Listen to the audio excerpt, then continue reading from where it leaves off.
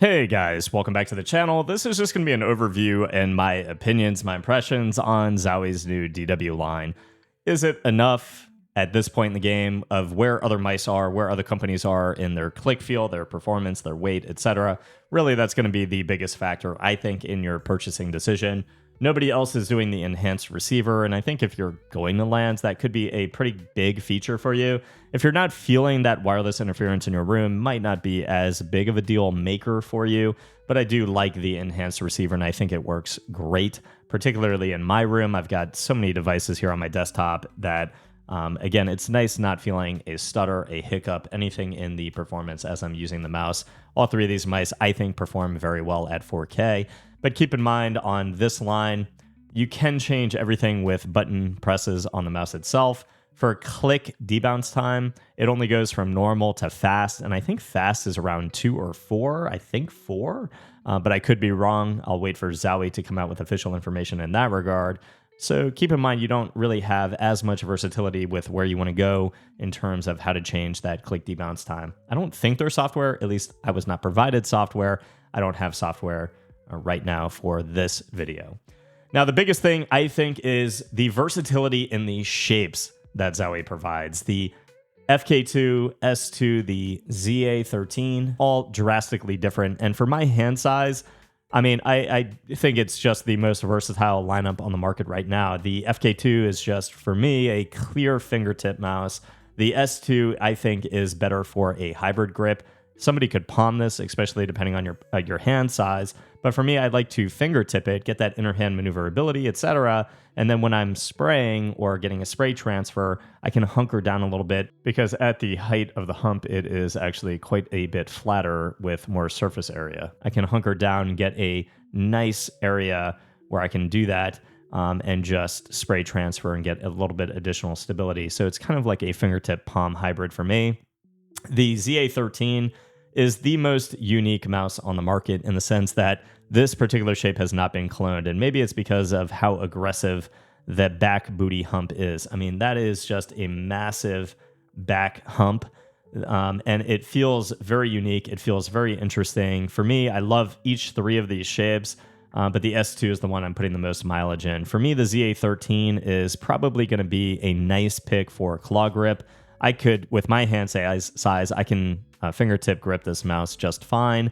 And I think people could palm this as well. But for me, palming it is a little bit awkward because the peak of that hump kind of just hits me right in between my index and middle finger. So for me, the clear winner on shape and my personal performance is the S2. I like not being as flat as the FK2.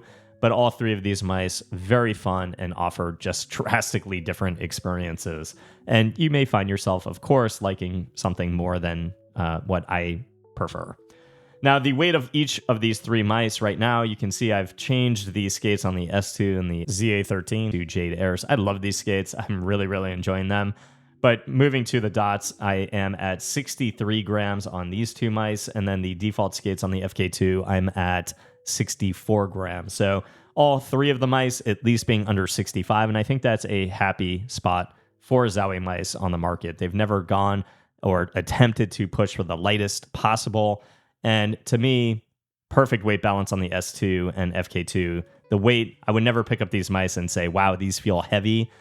So I do think that if the weight is where your concern is, I think these two mice feel fantastic. The ZA13, because of that big back booty hump, does feel like it has a little bit more weight shifted towards the back, but when I'm whipping it around, I just don't feel it.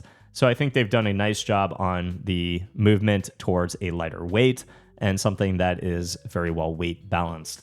You do, of course, have that magnetic charging here on the bottom. You can plop it on that dongle and it charges your mouse. Nice feature if anybody is looking for that in particular, but probably not going to be the main selling point for a lot of people. For me, the biggest area of improvement that they could have focused on was the click feel. For me, the switches, between the switch choice and the implementation here, there's a lot to be desired. The switches, the button feel still feels kind of dense, a little hollow, a little bit heavier than something that we might be used to nowadays. Even like what we saw in the Vaxi E1, you can hear how fast those are to spam and how crisp and tactile they are. And then you get to the S2, it's a little bit more dense, hollow, heavier. It just doesn't have that crisp feedback that a lot of people probably enjoy at this point in the game. We see it in the Maya X with the Omron opticals. We see it in the Beast X. There's just a very large difference. And when your IEMs are on, your headphones are on, I think it kind of makes a difference because it just gives you that tactile feel without being able to hear them. Whereas the Zowie, again, it's just a little bit heavier, a little bit more dense. In terms of overall build quality, though, I don't really have like any side flex on my S2 or my FK2 or the pre and post travel, the flex or creaking. I don't get really any of that except on the ZA13 for whatever reason. I do have a bit more play on mouse 1 and mouse 2 on the ZA13. But overall, again, I don't feel any switch grind, and it's not anything that I would feel in game. The side buttons on all of these are still glossy. I wish they were matte. I like side buttons when the main body is a matte material, and maybe there's a little bit of a different texture on the side buttons. But in my humid climate, glossy side buttons just pick up too much moisture, and overall, they just don't feel quite as good. I wish they would make that change, but you know, they've got their flavor. I've got mine. It's all subjective, and it is what it is. So overall, the main thing I think people are going to be looking at these mice is whether or not the refresh is enough. I think the refresh is enough to get us there. I just think that they probably could have gone a little bit further into the 50-gram category, and they probably could have done a little bit more with the overall switches and switch feel to kind of adapt things into what people are more used to nowadays. And ultimately, again, it really does make a difference, I think, in that crisp tactile feel in the overall buttons. Overall, though, again, the shapes here, very versatile, very good, and just awesome performers. If you love a Zowie mouse, I think the DW line, again, it's enough to get us over that line to move it into a very good performing standard for today. Whether or not it's enough for you, that's really the question. But that's going to be it for this one, guys. I hope it helped. If it did, please leave a sub to the channel. See you guys in the next review. Peace.